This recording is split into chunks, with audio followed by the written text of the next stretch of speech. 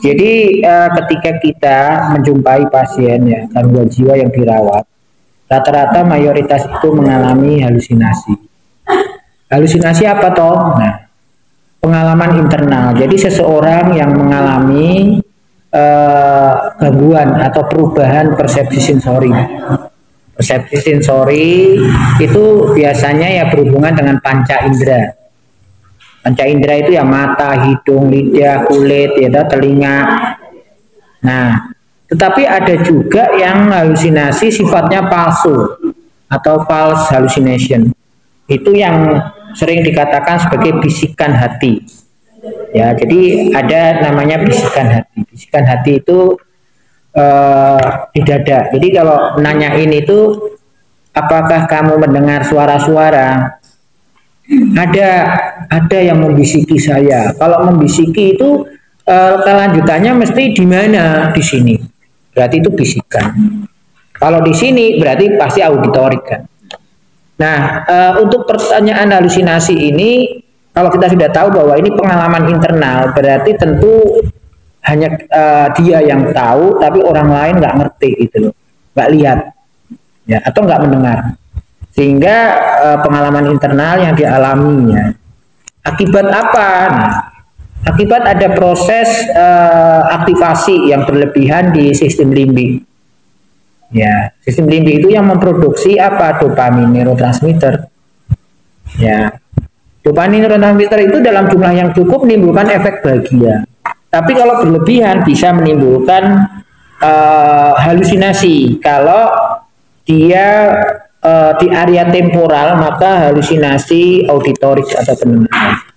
Kalau di area occipital superior itu halusinasinya bisa visual atau pendengaran.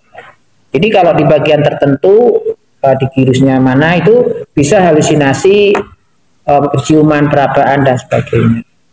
Nah, sehingga tentu ketika mengkaji halusinasi ini kita juga perlu mengkaji ya, karena ada proses berarti tidak selalu naik turunnya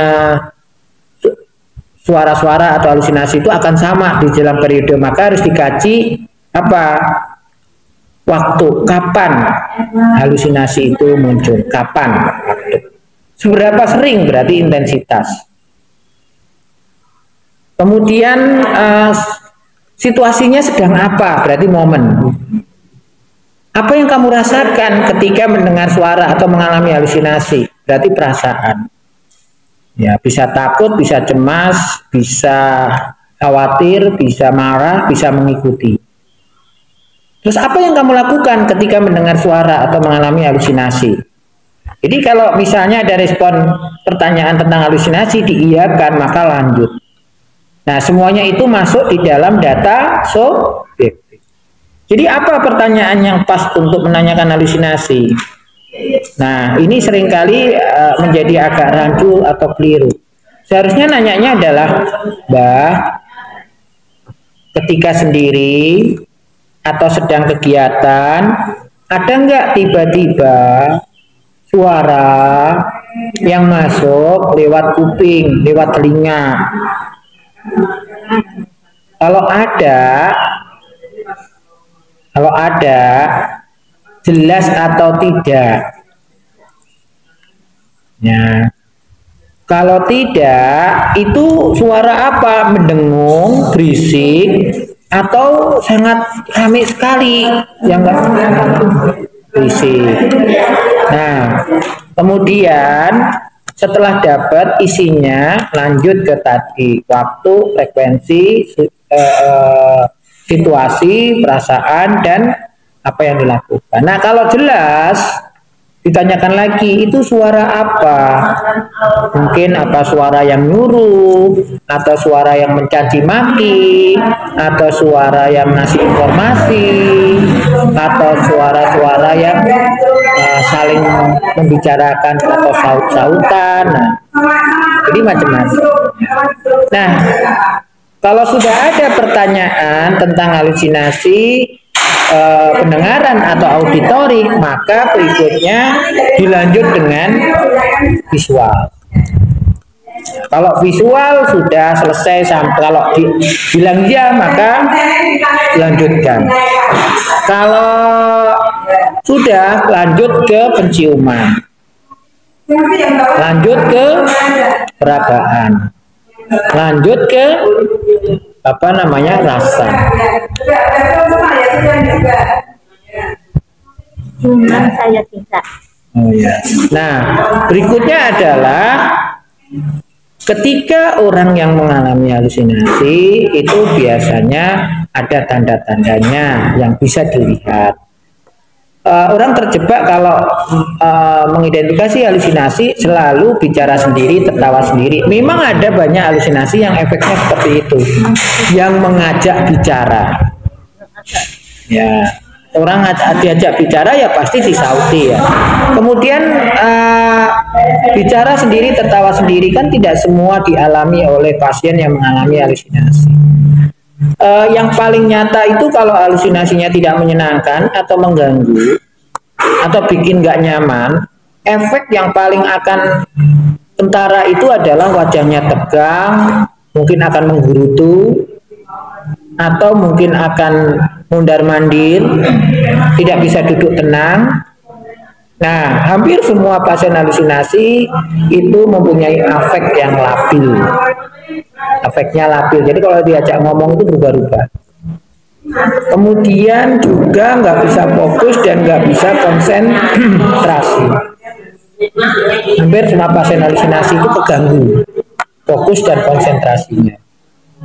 Beberapa pasien halusinasi itu termenung dan menatap ke suatu tempat.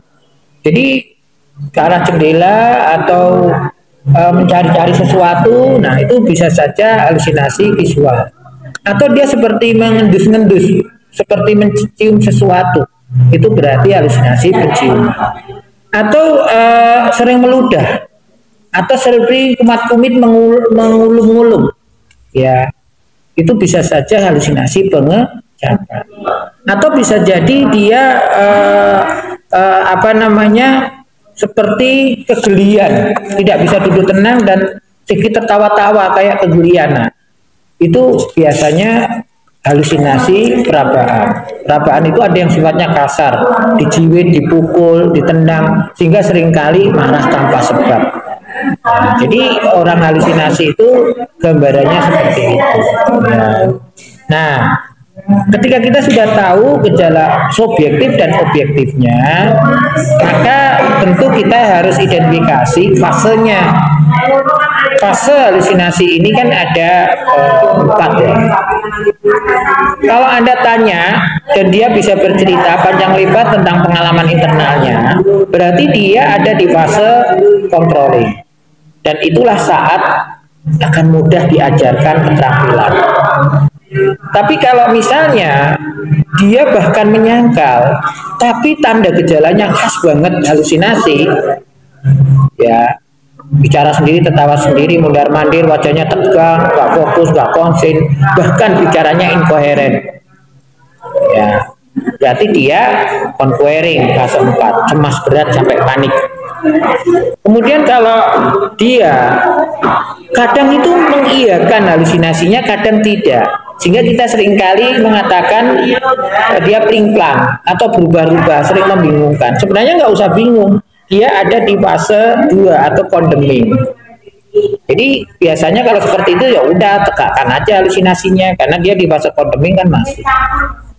Kemudian yang pertama itu comforting. Nah, ini yang seringkali teman-teman suka nggak ngeh bahwa sebenarnya dia mengalami halusinasi. Kenapa? Karena dia asik sendiri, melamun, ya kadang tampak senyum ya, tapi ketika ditanya enggak, dia konsisten enggak mendengar suara-suara.